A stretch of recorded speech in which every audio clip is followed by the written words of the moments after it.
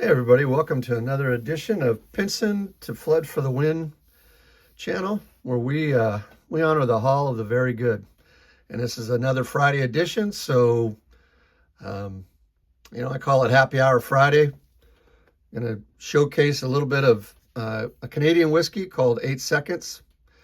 It's what it's for somebody just wants around a $20 whiskey. That one's not a bad one at all. Like it's very smooth. Got a nice, I like my whiskey or bourbon over ice, so it's got a really nice taste. Highly recommend it for the price. I picked it up every so often and enjoy it. So that's the bourbon of the week, as you would call it. On the show today, we're going to talk about why I think Mike Bossy might be the greatest scorer all time in hockey, even better than Gretzky and Ovi, in the contents that I'm going to talk about. Obviously, Ovechkin and Gretzky are, maybe the two greatest scorers of all time.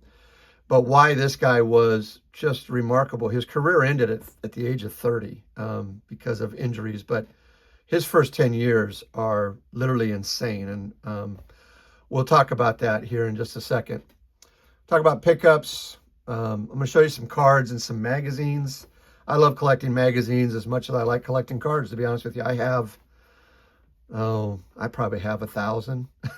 I'm like TJ that he always showcases a lot of the magazines. I love old magazines and love reading them, like looking at them. Do some shout outs. The Hall of the Very Good Player today will be a guy named Chuck Hinton. And we'll talk about some of my guilty pleasures, things I like to collect that are just oddities and stuff like that. So stick around and enjoy.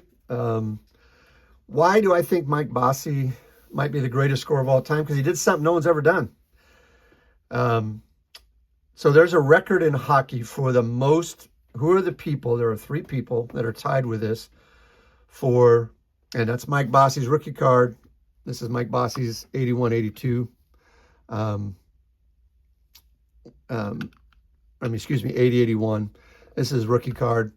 And then behind, I'll show you some of the other hockey cards a little later. That just happens to be a set I like collecting a lot of the star players from that set.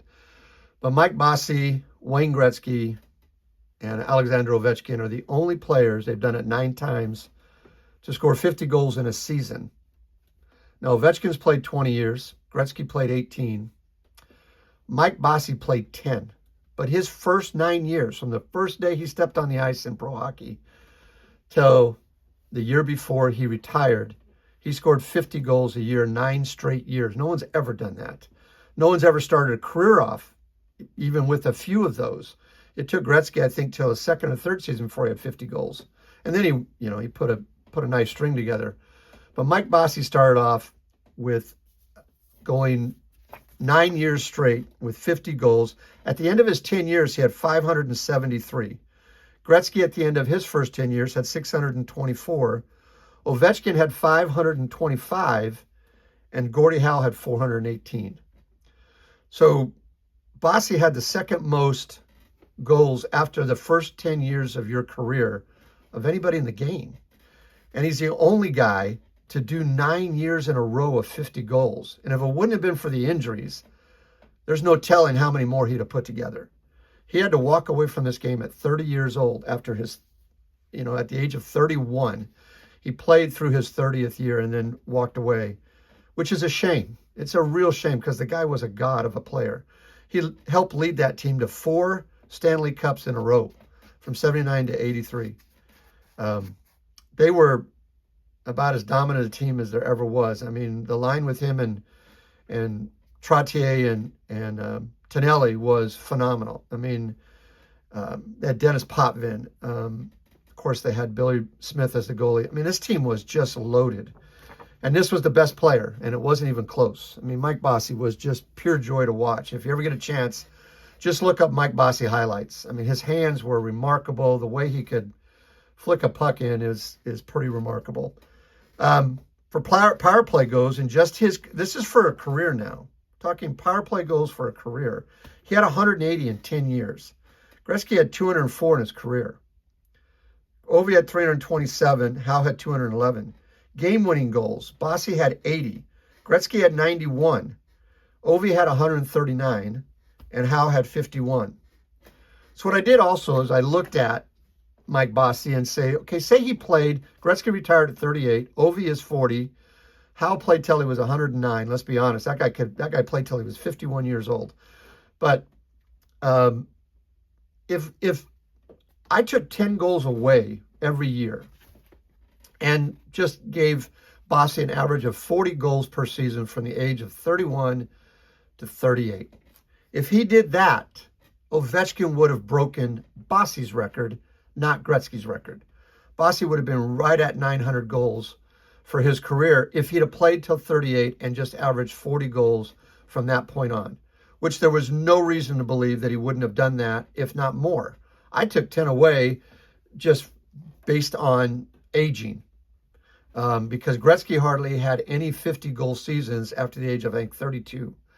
And Ovechkin hasn't had but just a few in the last 7 or 8 years of over 50 goals. Consistently 40, consistently solid. I mean, Ovechkin's just ridiculous as how good of a scorer he is as far as putting the puck in the net. Ovechkin's never going to be an assist guy. That's just not his thing. He'll get some, but he's known more for putting the puck in the net. And that's what Bossy was known for.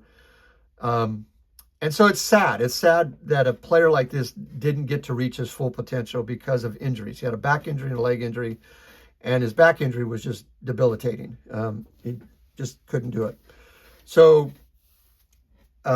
he walks away from a career of 10 years with 573 goals. 573, 553 assists. He had 1,126 points. Guy was just ridiculous how good he was. Again, the 80 game-winning goals, 180 power play goals.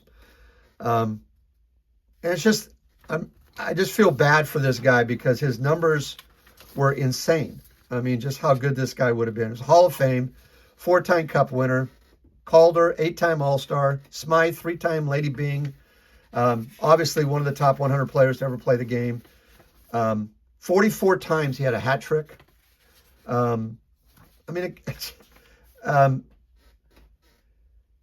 He was first team, all-star team, which is, they just pick one at each position. He was first team 5 times, second team 3 times. From 80 to 83, they won it wasn't 79, it was 80 to 83, they won the championship, the Stanley Cup. All-star, led the league in goals twice with 69 and 68. He was second on 4 other occasions with 53, 64, 60, 61, 58. I mean, he just scored at such a high level. It's just insane. He led the NHL in power play goals 3 times. He led the league in even strength goals on a couple of occasions, finished second a couple times. The guy was it's just sad. It's really sad about this guy didn't get to play it, but I just wanted to bring light to how great of a scorer he was. I don't know if we'll ever see anybody do that. To go 9 years in a row, the first 9 years of your career, starting off with a bang, and then hitting 50 goals every year for the first 9 years of your career. And it's only been done, that's the most it's ever been done in the history of this game. And Ovi and Gretzky both have 9 themselves. Just a remarkable player that I wanted you to know about and understand how great he was, and also what we didn't get to see. I watched a lot of his games. I watched a lot of his highlights.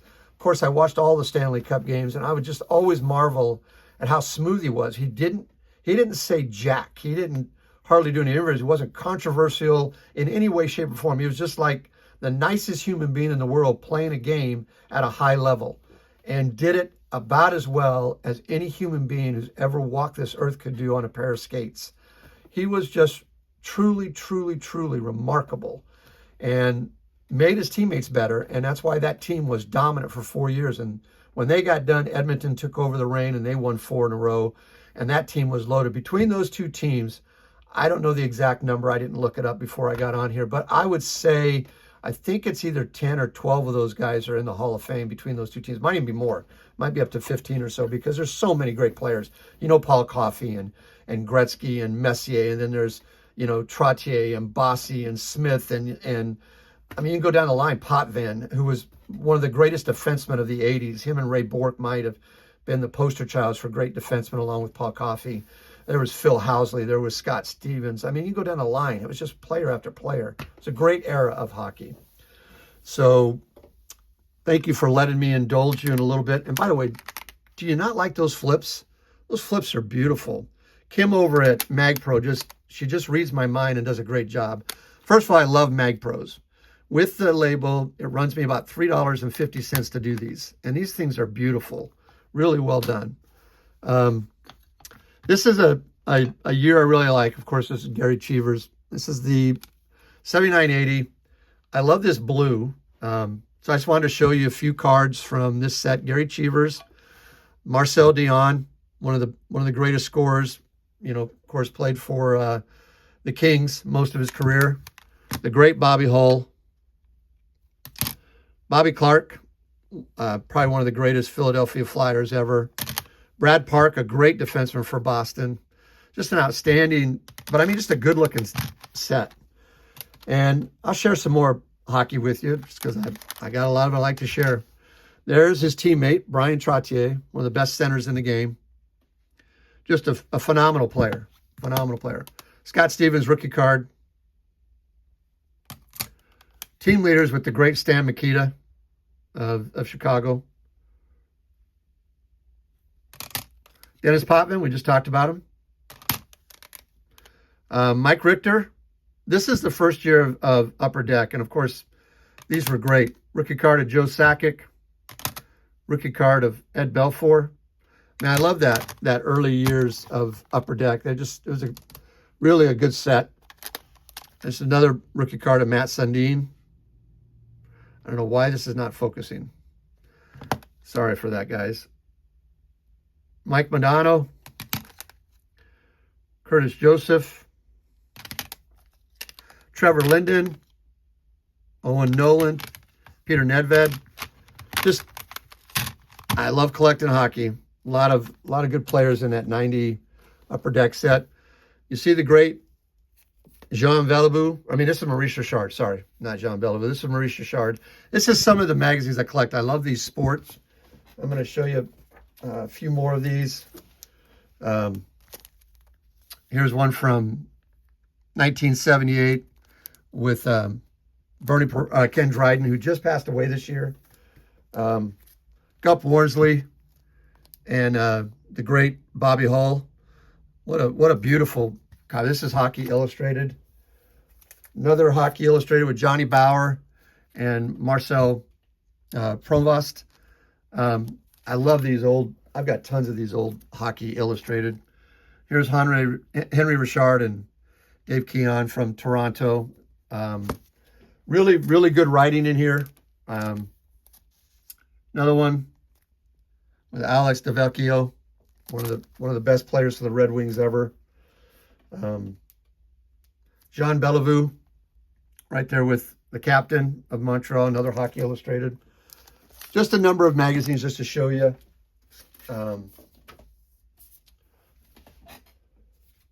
Some of the pickups I've picked up lately, just, you know, when I find stuff pretty inexpensive, I like to give it a look.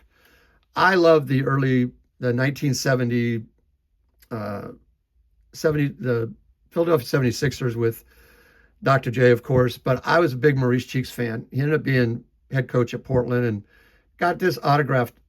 $3. $3 for this. This thing's beautiful. Can't pass it up. Another one of my favorite players because he played at Oregon. I'm in Oregon, and huge Ahmad Rashad fan. He was Bobby Moore, of course, at University of Oregon. Rookie card of Calvin Murphy, little 5'8" guard. Another rookie card of Alex English. And all these I'm picking up. This English should be anywhere from $10 to $20. I picked it up for $4, and this thing's beautiful. Rookie card of Deion Sanders. rookie card of Doug Flutie in NFL. Of course, he has a rookie card in the USFL.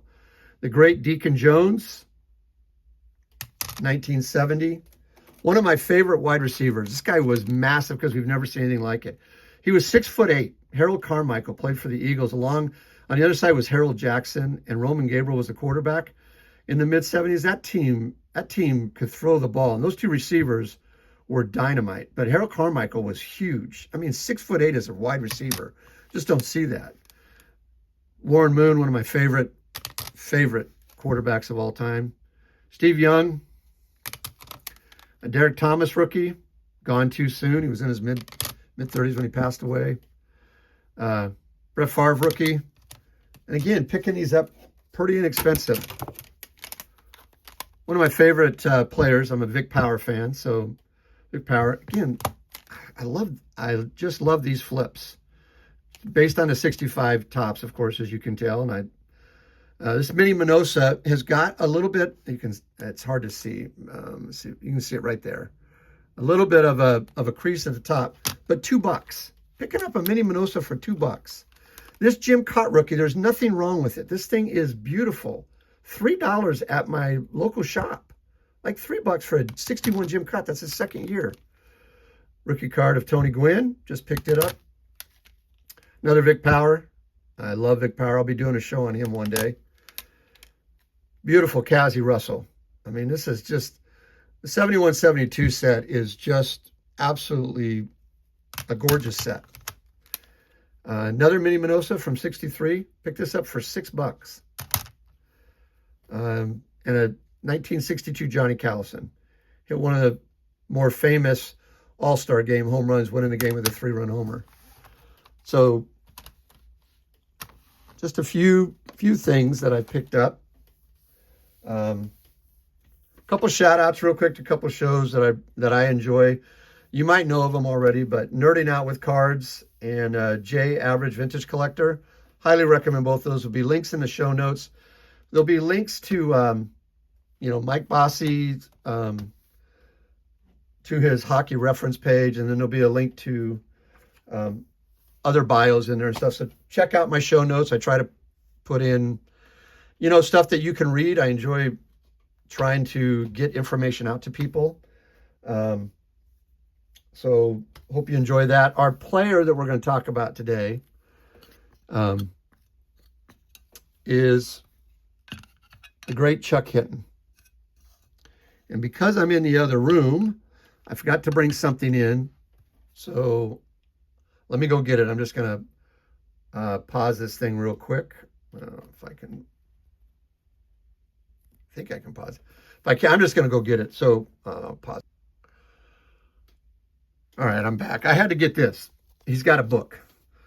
Chuck Hinton, My Time at Bat. It's written by his daughter. And it's, it's him telling a story, but his daughter did all the writing and helped put it together based on him. And the foreword is by the great Hall of Fame sports writer, Sam Lacey. I highly recommend this book. Really good book to read. I wanted to point it out. But this is Chuck Hinton. Solid player. Played 10 years in the pros.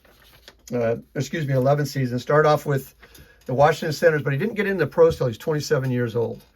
And this is his 1968 card with the Angels, 1970 and 71 when he played with the Cleveland Indians, which is one of my favorite teams, a team that I follow quite extensively. My favorite team's the Dodgers, just in case those want to know.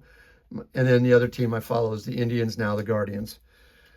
But he was born in Rocky Mount, North Carolina. Still living at the age of 78. He went to Booker T High School and was a three-sport star there. He played football, basketball, and baseball.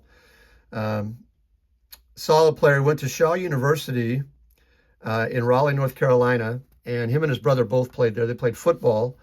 I don't think they had a baseball team there. I think that was one of the interesting things. He played football, and Mike played some basketball. He debuted in 1961 at the age of 27, became the 11,848th player in Major League history. He was 2 for 4 with a stolen base. Nice way to start your career off. His last game was September 28th of 1971 at the age of 37. Just had one at bat.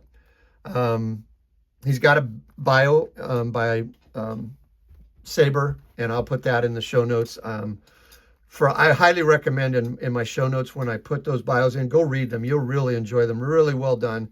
The writing by the members of Saber, I think, is some of the best writing you're ever gonna see or read. I've written 15 bios myself, and I think they're wonderful. They're usually between 2,000 and 3,000 words, and just really give you an idea of the player. He started off played with Washington for 4 years. Had some pretty good seasons. 1963, he did what I call the quadruple double, which it's pretty rare. I don't know the exact number. I'll talk about it one day, but that's where you get double figures in doubles, triples, homers, and stolen bases. He had 20 doubles, 12 triples, 15 homers, and 25 steals, batted .269 with 55 RBIs.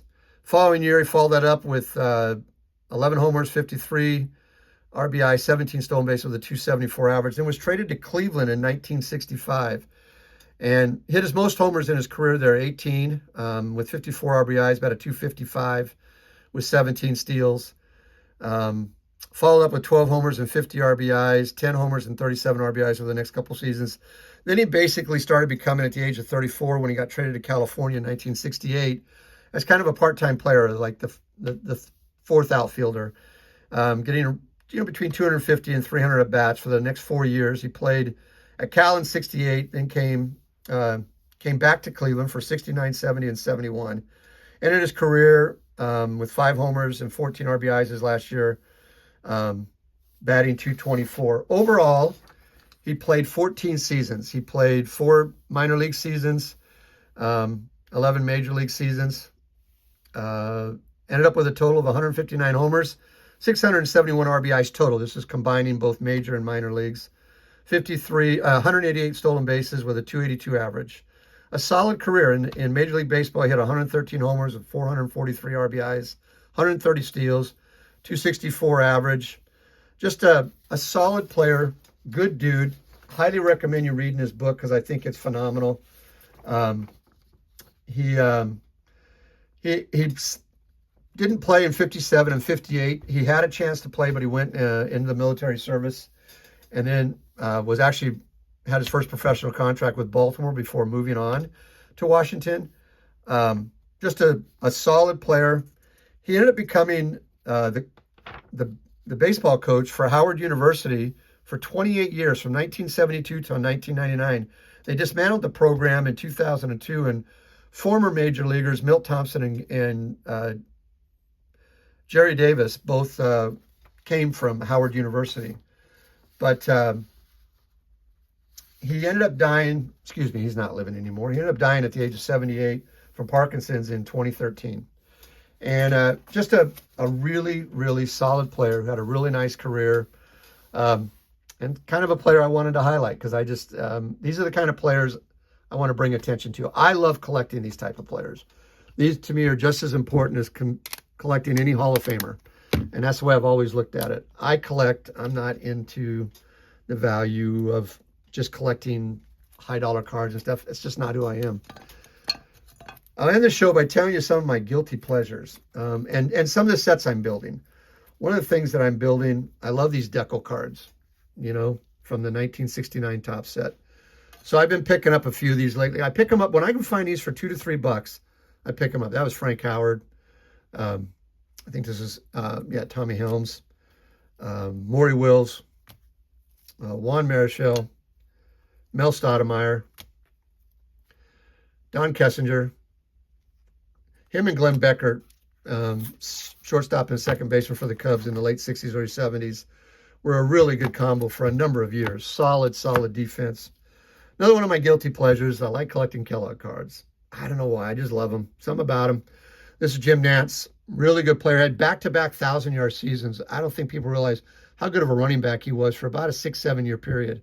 His career was short, but in 1966, he had 1,400 yards and followed up with 1,200 yards the next year.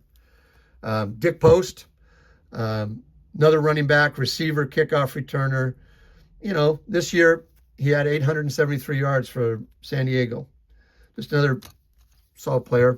Tim McCarver, Jim Perry. Again, I only pick these up when I get them for $2, $3, $4. I'll find deals or find a whatnot sale or whatever. This guy would have been a really good player, but injuries got him. Reichert was outstanding, outfielder. Dean Chance, 120 games, solid player. Played only about 6-7 years. And then I picked up, I'm working on a 62 set. I talked about that in a couple of shows ago. Here's some of the 62s I've picked up. This is Monty Sickles, J.D. Smith, John Henry Johnson in the Hall of Fame, Dave Baker, another Monty Sickles. I don't know why I have two of them. Sam Horner.